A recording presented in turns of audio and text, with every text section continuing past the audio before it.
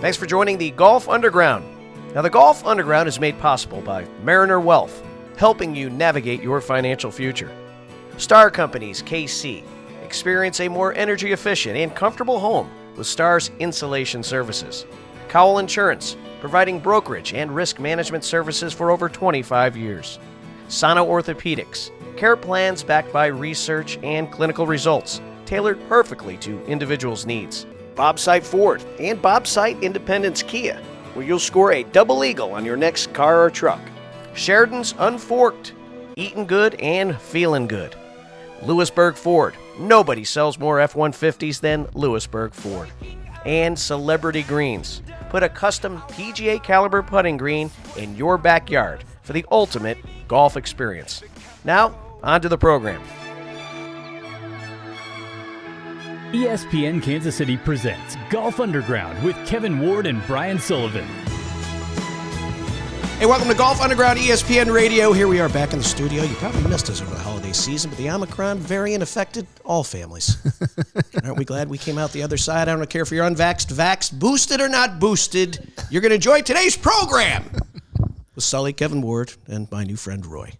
So, Wardo, it's nice to be back. Good to be back. You know, we've had a couple weeks off, but ready to get back after it. You know, been a lot of new changes and things going on in the new year, but we got a great guest for today and some great content. Well, we haven't really spoken of golf in a while. I know you live it, right? You've got a lot of fellas have been coming in here to the stable. You've been coaching them.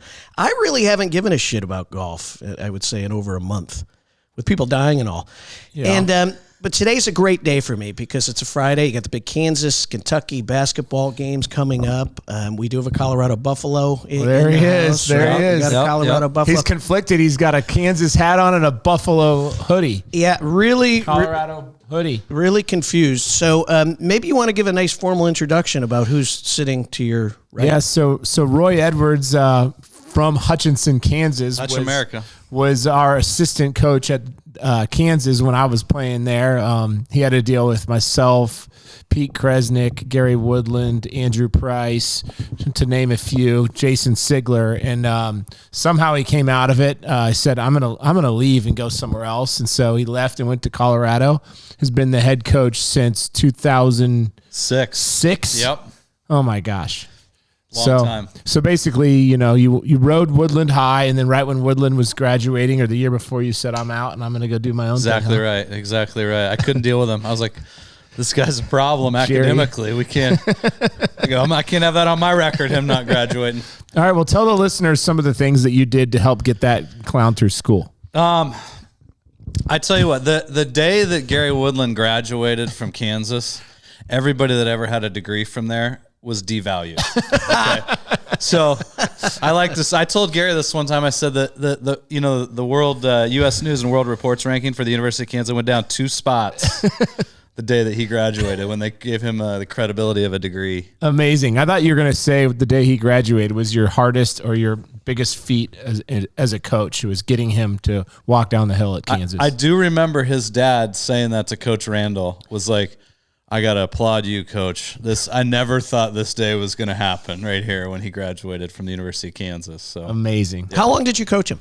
I was there 4 years total. I had 3 with Wardo and I had 3 with Gary. So I actually have an interesting story. When Gary, my first year back at Kansas, I played at Kansas and coached there a little bit, and then I was at Vanderbilt. But when I came back, my first year was when Gary was at Washburn. I don't know if anybody knows this. He played college basketball for a year. It's a little known fact. But he was at Washburn. I got a phone call one day, and we'd see Gary from time to time with Wardo or one of the other guys practicing at Alvamar, and I get this call from Topeka, and it's like, hey, this is Coach Bob Chipman. I'm like, oh, hey, how's it going? And he just starts yelling at me. I mean, he is screaming at me. And I'm like, hey, this has got to be about Gary Woodland, but I don't know anything about it, all right? So he calls me back, half an hour later, so I apologize. I go, he is a better golfer than he's a basketball player, coach, So, but he did not want to see him leave his basketball team. That was for sure. So, well, I mean, do you think he's happy he did it? Although he plays it up a lot, Yeah. Yeah, I won the U.S. Open. I played basketball. I was a hell of... he kind of finds a way to put that in there, doesn't he? Yeah, he does. He's self-promoting that way, and that's good. If I could almost dunk, which I can almost dunk, just like Gary can, I'd probably promote it as well. Amazing. All right, so you're at Colorado. You've been there 16 years 16 now. years, yep. That's a long time, right? I think maybe one of only 3 Colorado golf coaches in history. Yep, exactly right. Simpson. And Les Fowler, 29 years for each of those guys, and actually we all lived in the same neighborhood, oddly enough, around Boulder Country Club, and just an honor to be there. That's for sure. It's a special place. So when I was in school, Simpson was the head coach. I know he passed away. What year was that? He died December of 2005, and then I took over that summer, July of 2006. What I know you were obviously looking around, and there was talk about you becoming the next Kansas head coach. What prompted you to go to Colorado? Well, the opportunity was something I couldn't pass up as an assistant coach at KU. I mean, KU's as special a place as there is in my life and our family's lives, and so going there was an opportunity. And Coach Simpson, Coach Randall were close friends. Very similar school to Kansas and Colorado. Felt like recruiting high academic people to a place kind of in the northern climates of college golf. As anybody that follows college golf knows, it's a huge advantage to be in good weather. Right. But I was used to that challenge, used to good academics at Vandy in Kansas, and love and believe in the university, and that's why I went there. And fortunate enough, we've had some success, and why we love being there still today. Love it. So, what do you like most about coaching these young pot-smoking Colorado kids? Yeah, well, you said it, not me, Sully. Obviously that's a popular stereotype for the state. It's unfortunately well-deserved by the Commonwealth there in Colorado. But the biggest thing I would say is, and I trace a little bit back to like meeting a guy like Wardo when he's in high school and he's just developing and he's growing, and then seeing when they get to 22, 23 years old, it's an incredibly rewarding experience to see young men grow up. I hate to be corny, but that's the truth. A lot of these guys are, they're arrogant and cocksure, but they really don't feel that way about themselves, and they have falls and stumbles in life, and then they build it back up again.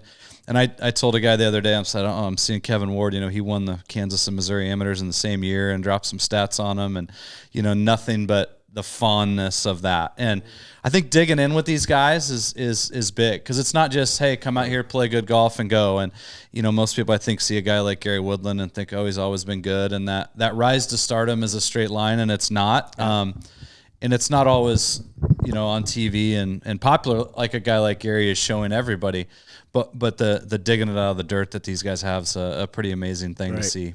So how different are kids now than when you were coaching them back in the day, right? Because there's these stereotypes that, they're always on their phones, social media, getting their attention as a leader or as a professor, right? Or as a hall monitor. These kids are tough to get, right? So, and you can't treat them all the same, right? Some are coming in with maybe they're a little more extroverted, some are a little introverted. Your art is sort of like diagnosing a golf swing, right? You can't give everyone the same thing. Is it harder now than before? I don't necessarily think it's harder. A lot of people do. The best kids are still the best kids, and they actually have a bigger advantage. If you're a hard worker, that independent contractor, that go-getter type, you've got a bigger advantage nowadays, because there are some kids that are lazy, but they're not showing up typically at high-level Division I athletic programs. Right. So they can now, get more of a leg up. And you saw that, I think, in the last couple of years, the people that took advantage of that in business and in life, and how they approached, everything that they've done since so many things changed. You see that. So, players want to be coached. I mean, they want to get told how to do things and shown how to do things, and they want to have somebody believe in them and be tough on them. And so, if I've done my job in recruiting, then they're going to have, we're going to get those guys, and they're going to be even better. And that's why you see such a strong PGA Tour now, for example, and kids that come up that then figure it out. They learn a lot more earlier than we ever did. That's probably the biggest thing. You don't want people to grow up too fast, and I think that's a big pitfall that we're dealing with a little bit. Yeah. So obviously you've done some unique things to grow and help recruit and grow the Colorado brand. What are you doing to get a leg up on recruiting if there's a kid that's kind of torn between other schools? So you just really try to find the right fit for Colorado. And anywhere you are as a coach, you're trying to find a true fit. It's like a great salesman. They're not selling you something that you don't feel like somebody really needs. So I'm going to try to find out what that kid needs. And if we fit into that, then I'm going to really try to get that guy. There's been good players that we haven't recruited that maybe we could have, gotten in on, but I knew it would probably be a waste of time because what we can provide them isn't necessarily what they're going to end up looking for in the long run. So we've got to get it. I kind of joke around with a lot of our players. I call it the weather of champions in Boulder. And you've got it around here in Kansas City. Every great player in the history of the game has to learn how to control the ball, and most of them do it in bad weather. So, one thing that we tell them to kind of overcome that is, hey, not everybody can handle this. And if you're not tough enough to handle being in this cold weather in the wintertime, and don't go to school here. We don't want you, and it's not a good fit. And they puff their chest out. Yep. And say, I'm tough enough, I can do it. And you find it out pretty quick. And it's the same kind of thing as around here. You know what that's like growing up around Kansas City. It's same deal. So years back, you started a series of amateur events that college kids play in on the off time during the school year. Talk a little bit about what that looks like and how that helps you with recruiting. Yeah. So Joe Jensen, the Wyoming coach, he's a good friend of mine. He and I were looking for this was 8 years ago, an event for our players to play in the off season. So kind of get ready for the spring season. And there was nothing. The top players in the country have a couple of events to play in December and January. And we just decided to start a tournament that our players could come play in. And early January, it's in Phoenix. The Saguaro Amateur is what we started at Auction, Southern Dunes. That's a golf course. A lot of people that listen to the show probably played. I went to Q school there. There you go. I was unsuccessful that year. For a long and time. Every other year. Chris Thompson had the course record there at Southern Dunes. So we started that tournament. It was won by Taylor Moore, who's on the PGA Tour now. Our players loved it. We felt like our guys were in a better position getting into the spring semester by having a little bit of competition and dusting the clubs off a little bit earlier from a competitive standpoint.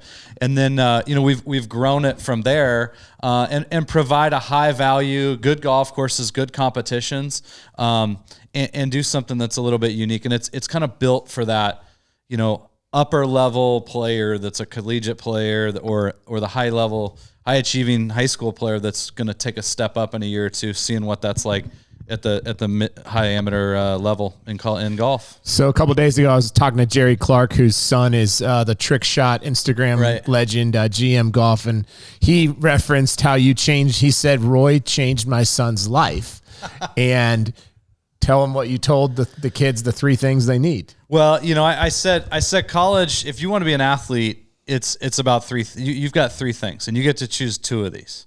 You can do academics, you can do athletics, or you can do a social life. You can do two of those, okay? There's people that come to school that are, that might be in class and they can have a social life. That's probably not somebody that's going to be successful athletically. You can be a social life and an athlete, or you can be an athlete and a student. You've got to sacrifice something. There's so many people trying to do so many things at a high level that you have to sacrifice something in there. And so if you're not willing to do that, it's okay. There's a lot of successful people in the world that just make sacrifices, but you just got to understand that. You can't do all of those things, and nobody can. And I joke around a little bit. It's funny that you said that, Kevin. Like, I always kind of point back to you. You were a guy, kind of one of those rare energy giver people that can do a lot of things. You were probably one of the only exceptions. Like, you could do things at a high level, pretty much whatever you want to do, and it's continued the rest of your life too. So your grades were good. You had good grades too. I had decent grades. I studied hard or worked hard, and then I was decent on the social side, and I remember one day thrived on the social side. One day, maybe skewed a little high that way. And at the time, our workouts were optional, okay? And Fred Roll was the strength coach, and golf was just, in terms of training then, it was pretty. We were probably 5 years into the 2000 Tiger era of golf fitness, and I come rolling in on a Friday morning at 6, and I don't even think there was a workout scheduled. I was just going to work out on my own. And the women's coach smelled some fire on my breath and told Roy or told you guys. And he said, well, how the hell can I discipline this kid when he's in there working out and no one else is in there? Right. Yeah, we let that one go, Wardo. We let that one go. Did you have a good workout? Yeah, I did. All right. Way to go. Keep it up. All right, I want to get back to something that's interesting to me. So I work with a few colleges, right? I teach people how to sell. Uh-huh. And a lot of coaches aren't taught how to recruit. It's a sales call, and I love how you made this analogy. So you obviously are good at this. Two things you brought up. Hey, I ask them questions and decide if this is a right fit rather than jamming Colorado down their throat. Right. And then even that you can't get all three, right? I mean, that's people talk about that in sales. Did you learn this somewhere, or this is just sort of innate? Because being a good communicator is important to win the battle against like colleges, right? I just looked at it from my own experience. Like, you know, I've kind of heard the sales pitch. Like, you go to a car lot. What do we got to do to get you in this car today? Well, not that. That's right. Right. I'm going now. Right. I'm literally looking around. Can you not figure that out? Yeah. And I just, you know, and I told this, I've told this to parents. Some parents that are of recruits don't totally understand. And I feel like one of my jobs is to educate them what they're really doing, because it's usually the first time they're going through this process. And, you know, I tell them, I'm like, you don't have to get an offer from every school. You just have to find the right one that's the best fit for your child. And any offer that you get, and in golf, it's an equivalency sport. So you could be on 0.8 or you could be up to 100% and everywhere in between. I said, if a coach offers you, they are putting their family's livelihood in your son's hands. That is a great offer. There's no bad offers. There's only great offers and ones that are better than that. So, you know, and so I started that because that's something that I wanted to understand. And I don't want to be somewhere that I don't feel like I'm getting sold a bill of goods on it. So I don't want to do that to anybody that's looking at us. Right. No, but you say the word great fit, right? And, you know, when a guy rolls in here off the street and wants to come in here and get started today, I say exactly those words. Are you the right fit? Because if this guy's bouncing around or taking all lessons from wherever, I mean, he might be the problem. And so I think it's a mutual thing when you're interviewing. Not only are the kid and their parents interviewing you in the school, but it's you're interviewing them just as much. Yeah. And because, like you said, you've got a limited number of golfers, a limited number of scholarships, 4.5, and there's only so much to go around. And so if you make a couple mistakes, whether it's golf or basketball, it's detrimental to the program. So yeah, absolutely. So just be a good guy, coach. Be a good guy. Be honest. Be upfront. That's why I had a coach ask me the other day, you got any advice for me on this? Just be upfront with this person on what it is that your issue is. It was another coach with an athlete. I said, just tell them, they'll respect it, and we'll move on, and it'll be good for everybody going forward. That's right. Yeah. So if things don't work out at Colorado, we could probably get you a job selling shit, maybe in the car wash. Car wash. I could probably go to a used car lot pretty well. Car wash. My dad's always wanted to run a car wash, so that might be the fit. It's called cash. All right, listen, what we're going to do, let's take a commercial break, and we come back. Let's talk a little bit more. I'm going to let you guys nerd out a little bit on the golf swing. He's gotten very techie. He's tried to get me in here, and I'm more of a pure athlete. You're not a good fit. Yeah, you know, like because I'm you're a bad more of a fit. feel guy. You know, I'm an athletic guy, really good timing. You know, and I'm going to get down to a 9 handicap this year. I swear to God. Where are you at now, Sully? Well, my index is, I think, is 7.8. So you're going to get up to a 9. Well, you know, if you play the back tees, they give you 3 extra strokes. You know? Just play those short knocker tees. Yeah. You have the absolute yeah, box. my 217 drive right down the middle. So come on back. You're on a Golf Underground, ESPN Radio. Hey, Brian Sullivan of Golf Underground with my favorite orthopedic surgeon, Dr. Kevin Whitty from Sano Orthopedics. Hey, Doc, golf season's over. My back is killing me.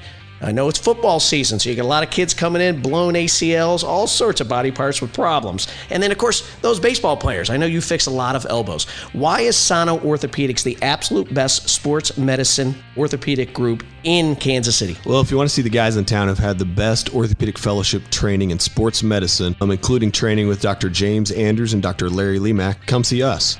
We individualize patients' plans to get them back to that activity and that sport that they love, and we actually care and listen to our patients and follow up with them, make sure that they're getting the results they need. Okay, and so the three things that separate you: number one, best training; number two, you specialize in getting people on that field; number three, you're actually listen. Where can I learn more? Because you got me all in, and I don't really want to get fixed, but it's time. At SanoOrthopedics.com, 816-525-2840. Hi, this is George Brett, Hall of Fame baseball player, and I've been playing golf for over 35 years.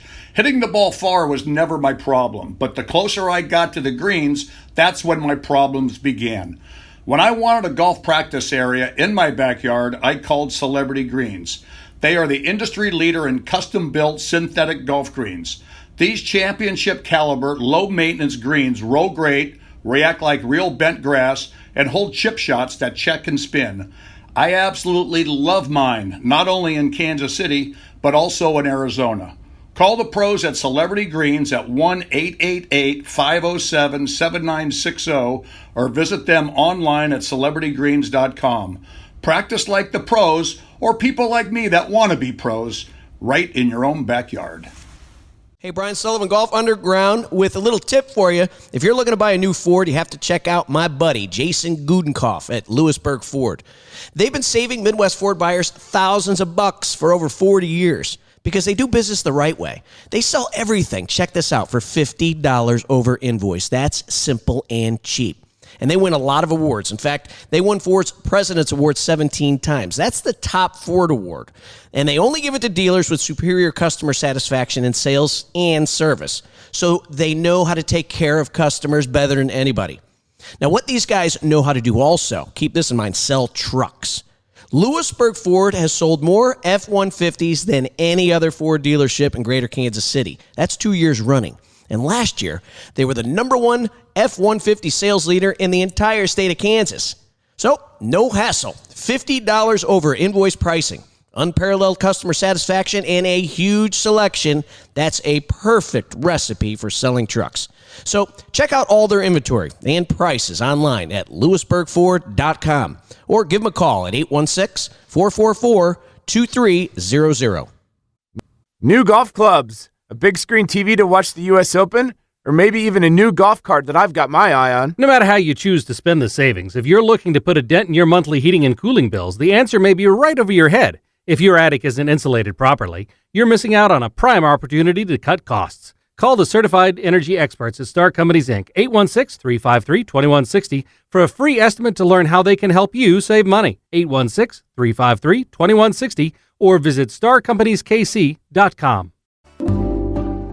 Do you have retirement dreams about perfecting your swing and spending your time on the green? Or maybe you have a bucket list of golf courses you'd like to travel to. Whatever your financial goals are, Mariner Wealth Advisors is your advocate. We take the same care in understanding where you stand today as we do in understanding where you want to be in the future. Then, we help you set a personalized plan to help you achieve your long-term vision. Contact Mariner Wealth Advisors today to start your financial planning journey. Visit MarinerWealthAdvisors.com to find a location near you. Mariner Wealth Advisors, otherwise known as MWA, is an SEC-registered investment advisor. Registration of an investment advisor does not imply a certain level of skill or training. For additional information about MWA, including fees and services, please contact MWA or refer to the disclosures on our website. Please read the disclosure statement carefully before you invest or send money. This advertisement should not be considered investment advice or a recommendation to buy or sell securities.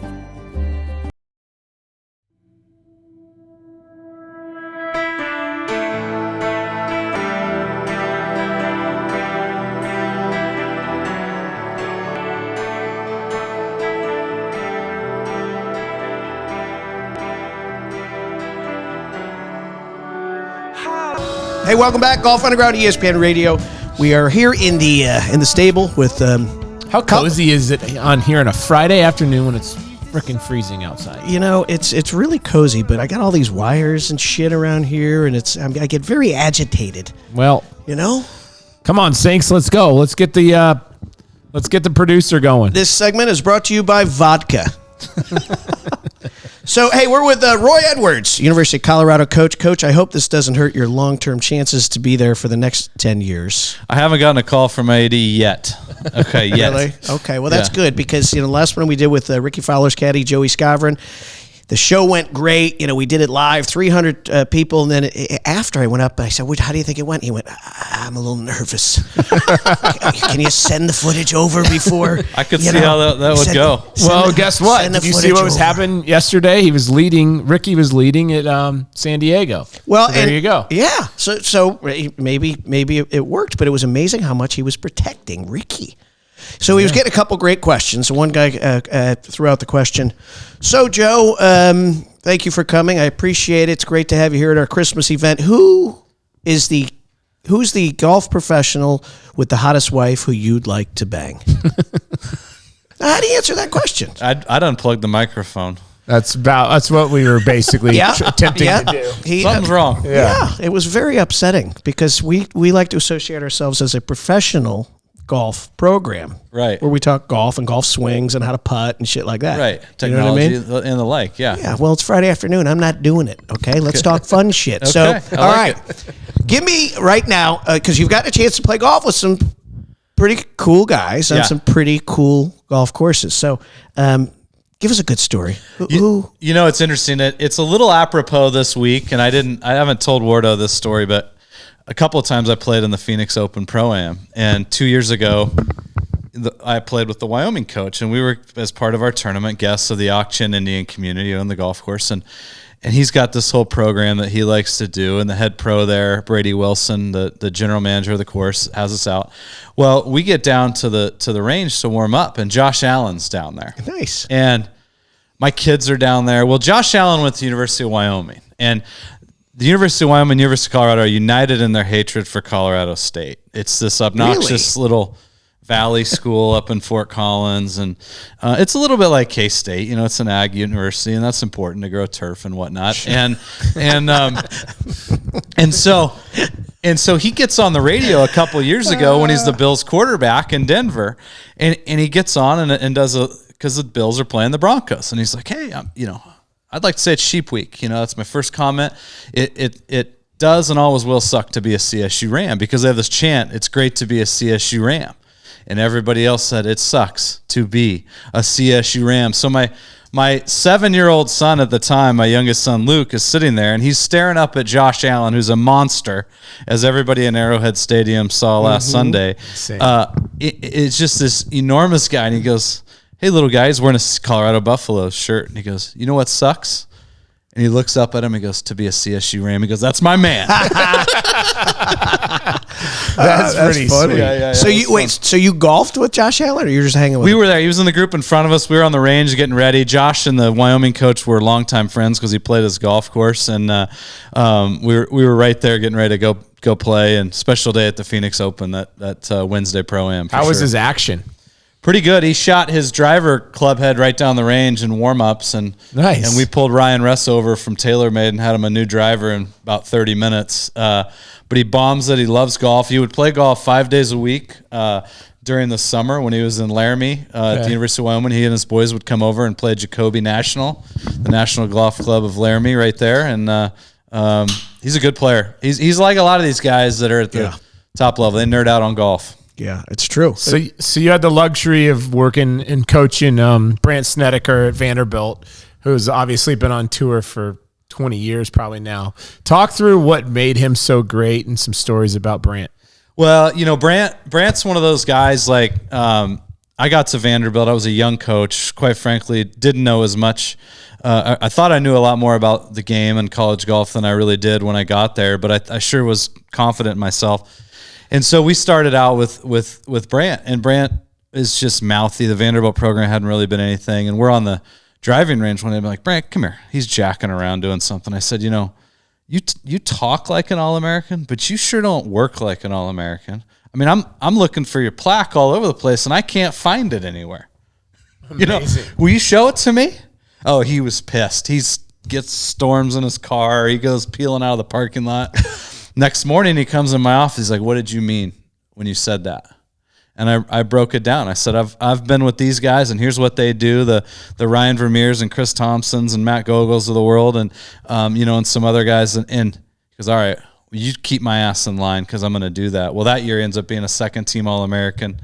So what year was he that year when you He was a him? junior. Okay. So he was a sophomore. He was definitely our best player. One cool thing about him is like he could just kind of, it wasn't on purpose. He wasn't like one of those guys that thought he could just perform when the lights were on and didn't have to do work before. He kind of started to learn that. But, one thing that was interesting about him until probably at least a few years ago, he'd had 7, 8, or 9 hole-in-ones in his life. And one interesting fact was at that point, all of them were in tournaments. Every single one of them. Jeez. I'm sure by now he's had a couple, messing around, but they'd all been in tournaments. He had one at Vanderbilt when I was there when we were in Rhode Island for the Adams Cup, and just a special guy, an absolute trained assassin killer. I mean, he will pull your heart out and show it to you. I just think of Indiana Jones and the Temple of Doom. I mean, that's Brandt Snedeker, and then he'll stomp on it and laugh at you and go find somebody else to do it to. Well, I was, I don't know what Masters. My only Masters I went to. I wasn't playing. You were caddying. Okay. But I don't know if it's a hole. What's it? Hole number 5. What's the par 3? Kind of goes down, and the green is all 6. wacky. 6. So we're sitting behind 6, and of course, the grain. It's you got the back, and then it slopes totally to the fairway, and the pin is up front, and he hits it on the top shelf. Now every other guy who came through took their putter, and that damn thing rolled off the green. He took his 60-degree wedge. Opened that face, popped it up in the air. It spun little nip spinner with some jizzles down the hill, and he ended up a foot away. He was the only guy who had done it. I remember, and he didn't. There wasn't one blade of grass that he changed. It was unbelievable. To this day, it's the greatest golf shot I'd ever seen because you had understand dozens of some of the world's greatest players who never thought of doing it. Right. So was he always sort of creative? Because that's something a little different. Well, he's a creative guy, and he grew up. He learned how to play golf in Missouri. His grandmother and grandparents are from Missouri, and he grew up visiting them. He and his brother Hames, a great player, and he always, I would say, if anything, he always found a way. Like he just knew he was going to beat people, even though he wasn't now. He was going to figure it out. One cool thing that he did. We were at Sawgrass Country Club, which is where they used to have the players, and he got the shanks on a 36-hole day. I mean, full on shanks. And I'm like, hey Brant, you need anything? It's on the range. He's got to go play 36 holes. He hits a few out in the marsh during the round. I think he shoots 81 or 82. And I'm like, you need anything? Like, I'm thinking this guy is going to have a 6-month issue here. No, I'm fine. Like, he's starting to get mad at me. He gets in the second round. He hands me his scorecard. I hand him his lunch. He goes back out. He shanks another one, like on the first or second hole of the second round. I'm like, you need anything? And he's like, no, I got it. And he goes out and shoots, ends up finding a way to shoot a couple under par in that round, like figures it out, shoots the low round of the final round, finishes 3rd in the tournament on 40-mile-an-hour winds, north wind, nasty, nasty day. And I said, how did you pull yourself out of that? And he looks at me, he's like, I don't know. I just kind of enjoyed actually having to deal with it. I just couldn't even get the club face on it. And I just kind of enjoyed man, if I can figure this out, I can figure anything out on the golf course. And he's always sort of carried that attitude through his entire game. And that's why you see a guy with really small slumps, despite a lot of physical issues. And one last Brandt story that was pretty cool. He was playing the Korn Ferry Tour, and he's playing pretty well, and he's trying to get on the PGA Tour, and he shoots 63 or 4 one round. I can't remember what tournament it was. And he's leading, and then the next day he shoots 71 and 70 and 72. And he finishes 8th or 9th in the field. And I talked to him that Monday. And I'm like, hey, good event, a great first round, then struggled. He goes, actually, I woke up Friday morning. I couldn't breathe. I couldn't move. My ribs just killed me. And so I was like, should I pull out of the tournament? I don't think so. I go out to the range. I can only swing it to hit about 200-yard bunts off the tee. And he goes, I'm leading the tournament. I can't pull out of the tournament, So I go out and all I can do is bunt it for 54 holes. Shit, I still finished 10th. Yeah, right. You know, like, right. That's pretty good. I'm going to the doctor, see what's going on because it still hurts. Well, he comes back out and he's out for 8 weeks because he's got a broken rib, his rib cage. And he actually has a medical condition with a narrowing of his rib cage. And that's when they diagnosed it. Like, he couldn't even play. Like, you cannot swing a golf club, son. And he just hitting 200-yard shots. So it wasn't an incident? Fun. He just went to bed and something... He woke up and he's like, I can't breathe. It hurts. You know, he'd never had that experience. So then he's like, well, I'm leading the tournament. I can't just withdraw leading the tournament. You know, he just hits a little chip drive. I said, I just hit chip drivers all the way around and I still finished 10th. So this reminds me of a story at the, the big Kansas City Royal Barbecue. Oh, yeah. So the Royal. We had our member golf tournament on that Friday. Okay. And, we were, of course, leading our flight. And we went out to the Royal, and the entrance was about 1.5 miles down, but there was a fence right here. Well, you don't want to walk 1.5 miles down and wait in line. So I got on the back of a flatbed truck, a Ford F-150, and I start climbing the fence. Well, my jeans get caught in the top. Yeah, I know that catch. I fly off the one of the shoes ends up on the other side of the fence. I hit the back of the thing, and then I'm laying down. Of course, my buddy's laughing over me, right? And I'm doing I'm really hurt. Uh-huh. So like Snedeker, I had to show up the next day, and you can only swing to about here. Yeah. Bunt. Now, my long drive is 217, so you can imagine how short it was. He probably pulled on this experience. Yeah. Well, that's what I'm saying. Guess. And so before he did his. I had a hell of a day, and we won the flight. And I think Snedeker, like myself, we find ways to win net club championships. I've actually read about that story. I know the Kansas City Golf Hall of Fame's got an exhibit on that, so that's unbelievable. No, I know, right? So in the exhibit is your shoe that was on the other side of the fence. It was on the other side of the fence. And your torn jeans. Yeah. And it was horrible. So, of course, the other thing that helps is booze. And right. I know you can't encourage that with your kids. I know bong hits probably. You think about that. But you got to sway them away from that. But I want to get back to one serious question I have for both of you. And that question is, what causes a shank? That's easy. The leading edge, or the area where the club molds from the shaft to the club face, there's a rounded part that's what the ball hits. Oh, I know that part. Lateral. Okay, that's not the question. There's a myriad of things that cause a shank. Early extension being one. So say that your again. body, you hump the golf ball, and so your body, the club face now hits it there. What do you mean by hump the golf? Your pelvis moves forward. And so now the middle of the face becomes the hosel. That's one. Okay. Being too inside out or underneath the plane, that's another one. So that's an under shank. You lead with that hosel. There's also the guy that comes over the top with the power from the top right here, the chopper guy, that can cause a shank. So there's a lot of different swing flaws that cause shanks, actually. So because why I don't like to warm up and practice. Mm-hmm. This is legit. I'm not being silly here. That's why people get better. I start shanking the freaking ball. Okay. And so when I think of Snedeker, no shit. I swear it doesn't matter what unless I've been singing Barry Manilow with my wife till 4 a.m. And then I'm loose. I still got last night's buzz. No problem. Right. Yeah. But if I really want to play well, if I take a damn 7-iron, this happens all the time. People know it. Don't be in the bay next to me because you might lose an ankle. Yeah. So as you're talking about Snedeker, I'm saying, how did he fix this in the middle of a freaking round? Because it torments you. And I would think that it makes you work harder, think harder. Now you're getting a little tighter, and it does all of those things. Yeah. And so that's what made this, his mental prowess pretty freaking crazy to me. Because honestly, if I don't start boozing, I'm dead. All right, here's a question for both of you. I know the answer to this one. What is the most common shot following a shank? This is just blatantly obvious. Oh, this has got to be a chunk rip hook. Chunk, hammer, pull, so far left of the world. What do I got to do not to hit the hosel? I mean, I see it all the time. Hosel, hammer, pull. Yeah. Club face shutdown. Yeah. I call it the cast and feel. You cast it, and then you feel where the club face is. Yeah. and then you adjust it from there. But unfortunately, that guy thinks it's open and it's going to be a shank, so he shuts it down. Just rake hooks it. Yeah. It ain't a shank. It's going farther and probably in a worse spot than a shank. Exactly. Yeah. Yeah. I love it. At that point, you don't even care, like your standards, because when I get it, just if I hit the club face, I don't give a shit where it goes because I don't want to embarrass myself. It's a scary thing. It is crazy to think that really good golfers sometimes get it. Yeah. Well, it's wild to me. Yeah.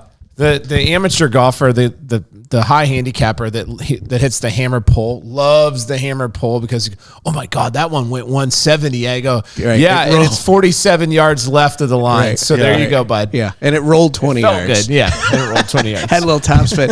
All right, let's do this. Let's take a commercial break. And Wardo, when we come back, we're going to do your favorite segment. That would be the E9. The E9. Sheridan's Unforked, Eating Good, Feeling Good. Emergency 9. And Coach, this is where we ask you rapid fire questions. We don't want you to think about them. Oh, good. Yeah, and That's the my attempt is to specialty. get you to say things that you probably regret. Oh, good. Yeah, Okay, I've done that before. So come on back. We're with Roy Edwards, University of Colorado, Buffalo golf coach. You're on Golf Underground, ESPN Radio. Hey, Brian Sullivan here, and I've got a tip for you. You've got to head to Unforked. It's an amazing restaurant. What I like about these guys is they promise to buy and support seasonal, local ingredients first. And I love the fact that they source from smaller, family, GAP certified, or organic farms, prime-going regions, artisan producers. All I'm getting at is, if you like fresh stuff, Unforked is the place to be. And like they say it, fork or no fork, you can be sure you're getting the highest quality, socially responsible ingredients possible. And not to mention, it's delicious. So whether you're out south or downtown, stop by Unforked for a delicious and healthy meal. Sheridan's Unforked. Honest, clean food. Cowell Insurance Services is your leading program administrator for workers' compensation. They're dedicated to meeting the unique challenges of the insurance industry and assisting employers in reducing their costs. CIS has provided insurance claim and loss control services to various industries, including trucking, construction, retail convenience stores, and healthcare, as well as public entities for over 30 years. They work with both retail agents and industry clients, or a combination of the two. If you're tired of fighting the rising costs of premiums and claims, give Cowell Insurance Services a call. Their dedicated staff is ready to find you the best insurance option at the most competitive price. They can help to define or enhance your safety program in order to move you in the right direction in reducing your claim and premium costs. Contact Cowell Insurance Services today, 816-214-4070. Hey, Brian Sullivan from the Golf Underground here with a little good news. And that good news is that even double-digit handicappers like me can occasionally make a double eagle. All right, maybe not on a golf course, but even guys like me can score when buying a new car or truck. I'm talking about 2 stores, 2 brothers, and 4 generations, treating customers just like family. I'm talking about our buddies at Bob Sight Ford and Bob Sight Independence Kia. With these guys, you'll always score 2 under, with double the inventory and double the customer satisfaction. That's the Bob Sight Double Eagle. Now, Bob Sight offers a wide selection of vehicles and promise to make the car buying process as quick and as hassle-free as possible.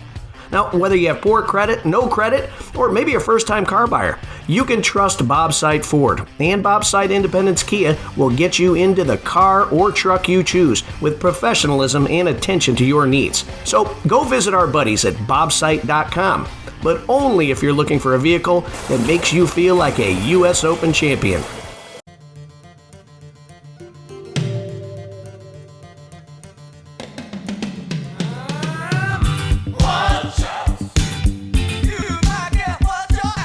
Welcome back, Golf Underground, ESPN Radio. Back to the stables. Sully, Wardo, and our new friend, Roy Edwards, University of Colorado, Buffalo golf coach, 16 years.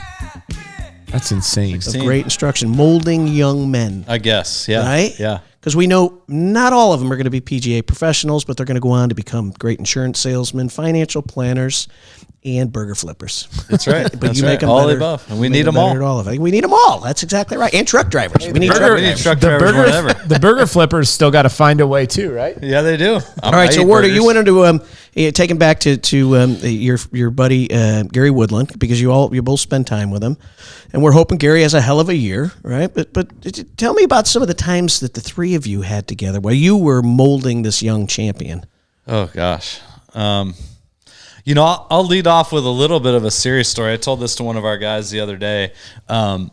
Gary wasn't a very good player. in college early on. He really wasn't, but he could hit a ball like maybe 20 guys in the world could hit a ball when he would connect on it properly. And I was always kind of amazed, and he just would keep practicing, keep working hard, but he wasn't playing great. And so I would not always travel with a team. I'm the assistant men's and women's coach. In this particular event, he had gone and shot probably somewhere 80, 78, 80 or something, finished last on the team. He comes back and he would always review his rounds the next day with me in the office or even on the flight if I was on the trip with him. And I said, Gary, when you're shooting these scores, and this wasn't the first one that spring, when you're shooting these scores, like, what are you thinking about? And he goes, well, I think about the same thing every day. And that's, I wake up trying to be the number one player in the world. And what do I need to do to accomplish that goal? And that was a lesson for me. Wow. I said, well, don't ever change that. That's right. Okay, don't ever change that. And, that was something he always, as we like to talk about, he had a plan and he stuck to his plan and he executed his plan and he had some physical ability to go along with it. And so that's how you see what you have going today with him and such an amazing career so far. Yeah, but there's this balance between, my thought would be is realistic goals. And so to your point is you want everyone to believe this way. Right. In your coaching world, are there times where you have to taper this back and make more short-term things where, hey, it's great to have vision. Right. Right. But let's focus on the next practice or let's focus on the next tournament we have. Like, how do you balance both? I mean, or you do both. Well, and that point to me was Gary was more focused on the process than the result. He didn't really care about his bad result. He was caring about the process. And you have to stay in that process. And I had a conversation 2 days ago with one of our players. Like, we have to focus on you have way too many result-oriented goals because ultimately somebody can just beat you. Right. And let's focus on how you're going to get better today and what you're going to do and what you have control over to do it. A lot of it's cliche, but you have to then do it.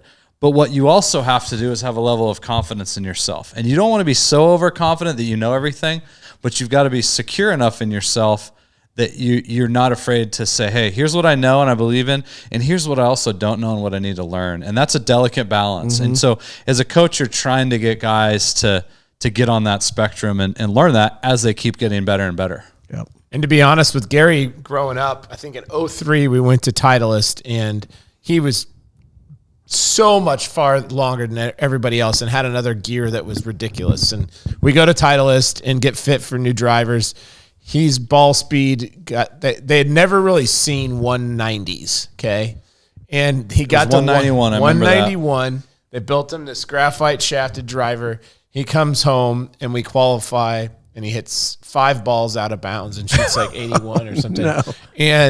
But that just goes to show you, obviously, Speed's extremely important, but if you can't find it on the planet, it struggles. Also, like nowadays, there's a lot of guys out on tour or in college or whatever that have equal or more speed than he does. But like back then, it was insane. Yeah.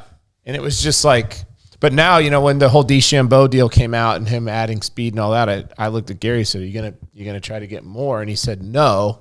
And I think Gary knows that with his current mid 180s ball speed or whatever, low 190s, like he's still in the top 10 to 15 in driving week in, week out. Mm-hmm. He knows he can compete with that. So unless you're hitting wedges to 50 feet. Right. Yeah, you can't do that. So. Well, and his iron, just the way he could probably score amazing just with his irons. Right? You see how I just love those shots like the John Rahm. The little stingers. Or the stingers those are popular on social media, those little burners he hits everywhere. Yeah, those are awesome. All right, it's time. Wardo, it's time for the Sheridan's Unforked, Eating Good, Feeling Good, Rapid Fire Questions. He's in the Bay right now, grinding away on his game. Might even be having a little. Jim Sheridan.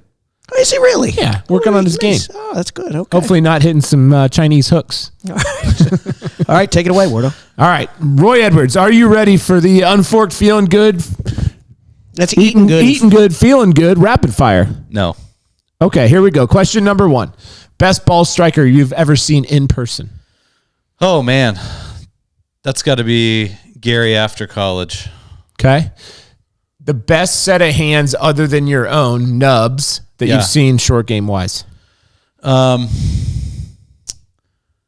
that's a great. This guy, Patrick Winther.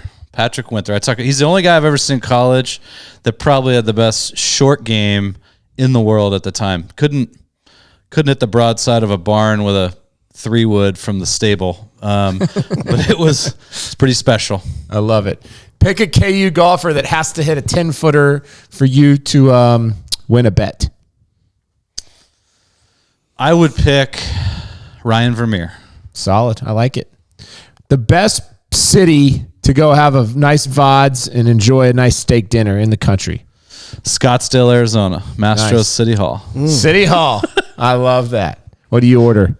Oh, get the bone-in Kansas City strip. Seafood Tower. Seafood Tower. Yeah, if you like a little dry ice and some crab legs, there you go. Seafood Tower. Love it. Modern era, if you had to build a game like blank, who would it be? A PGA Tour player right now. Man, that is a great question. You know, everybody goes back on Tiger. It's at the back end of his deal, as we all know. I would say John Rahm. Yeah, no brainer. We had Ricky's caddy, Joe Scavron, on the other day, and he was talking about Rahm and just saying Rahm is next level. He's on a whole other level. He would be in the hands category from what you mentioned, and ball striking. Honestly, he's probably in both those categories from the first couple of questions. Love it. All right. Favorite golf course in the world? I got two that are tied. Prairie Dunes, obviously, the home track, and Los Angeles Country Club, the North Course. Love them both. LACC. For those that don't know, it's coming to the U.S. Open in a year and a half. It's the best golf course in the world, in my opinion. Yep. Well, you don't hear that much, do you? You don't. You're about to find out, Sully. Wow, that's awesome. Yeah. I love it. All right, I got Was that 9? Was that 9 or 7? No, I got 2 more. That's 7. Okay. The biggest mistake you've made in your coaching career? Biggest mistake I've ever made? How long you guys got for that? A while. We got cocktails coming. Probably. Oh man, that's a great question. I haven't thought about it. I've done a whole lot wrong. The biggest one, it's too hard to narrow down. You know, one of my guys, a few years ago said, "Hey, you're bigger than a coach. You're a huge male role model to these kids, and you need to be in that category of what you're doing with coaching. Other than their fathers, it's like that's where we are." And I said, I realized that probably too late. I would say. I wish I could have realized that earlier. I probably did it some, but I didn't focus on it as much as I do now. All right, final question. Dream foursome. I would have to say my dad and my 2 boys, Luke and Ash, and my dad, Ari Edwards. Either at Prairie Dunes or Willowbrook National, the little-known Tell a listener about Willowbrook National. This is amazing. So the Carey family, big people, they got a great spot. I grew up at Willowbrook, just west of Hutch. It's a special place. 9-hole, walk out the back door and hit it. Yeah, we stayed there at the Big 12 Championship. They were nice. Or no, we went over for dinner. There's a long list of great champions that have played there, and you have also played there, Kevin. I have played there. Or I tried to play there. All right, so thank you for coming. Thank you. You got a big game tomorrow.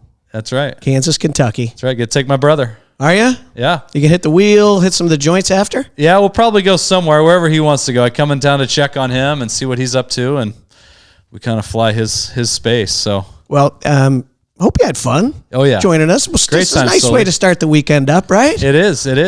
All right. Go Jayhawks and go Chiefs, and always go Buffs. Yeah. Well, so a big Sunday night, Wardo. Big Sunday night. All right. So I'm gonna do it. AFC Championship. I'm all excited. But right now, we're going to have a vodka because it's Friday afternoon. We hope you enjoyed yourself on the Golf Underground. We had a great time with Roy Edwards, University of Colorado. By the way, if you're a young punk but have a hell of a golf swing and are a good listener, check out the Colorado Buffaloes. Hey, we'll see you next week. Golf Underground, ESPN Radio. I'm waking up to ash and dust. I wipe my brow and I sweat my